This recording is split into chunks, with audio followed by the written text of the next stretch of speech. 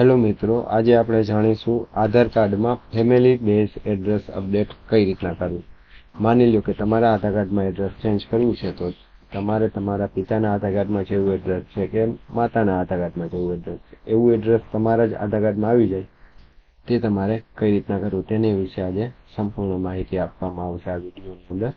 સૌપ્રથમ કોઈ પણ એક બ્રાઉઝરની અંદર જઈ અને my Aadhaar web portal open કરી લેવાનું રહેશે. ત્યારબાદ જેનામાં તમારે એડ્રેસ ચેન્જ કરવાનું છે, દાખલા તરીકે અત્યારે મારામાં એડ્રેસ મારે ચેન્જ કરવાનું છે, તો મારું અહીંયાથી લોગિન કરી લેવાનું રહેશે. આધાર નંબર એન્ટર કરી અને કેપ્ચર કોડ એન્ટર કરીને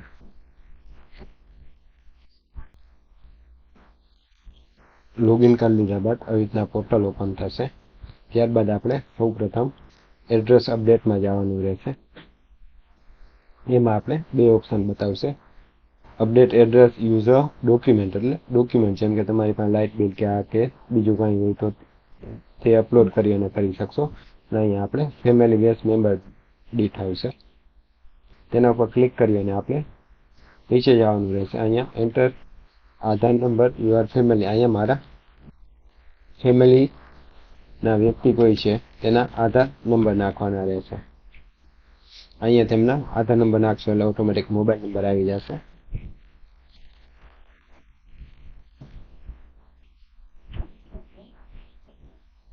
અત્યારે મેં મારા ખુદના જ આધાર નંબર નાખેલા છે એટલે કોઈ પણ વસ્તુ શક્યતા નથી. અહીંયા મોબાઈલ નંબર આવી જશે. ત્યારબાદ અહીંયા સિલેક્ટ કરી અને અહીંયા તમારે રિલેશન સિલેક્ટ કરવાનું રહેશે કે select family member relation with applicant, કે જે એપ્લિકેશન કરે છે તેની સાથેનો એનો રિલેશન શું છે. તેમાં અહીંયા કોઈ પણ એક ક્લિક કરી અને આગળ નેક્સ્ટ ઉપર જશો એટલે તમારે ફી પે કરવાની રહેશે. જેની ગવર્મેન્ટની ગાઈડલાઈન મુજબ જે ફી છે તે પે કરી લેશો એટલે એમાં તમને એસ કરીને એક નંબર આપવામાં આવશે. એ પહોંચ તમારે ડાઉનલોડ કરી લેવાની રહેશે અથવા પ્રિન્ટ કરી લેવાની. ત્યારબાદ તમારે વળી પાછું જે મેમ્બરમાં તમે રિક્વેસ્ટ નાખેલી છે તેનું વળી પાછું જેમાં આપણે હમણાં લોગિન કરેલું તેમ લોગિન કરી અને અહીંયા ફેમિલી મેમ્બર રિક્વેસ્ટ ઉપર જવાનું રહેશે.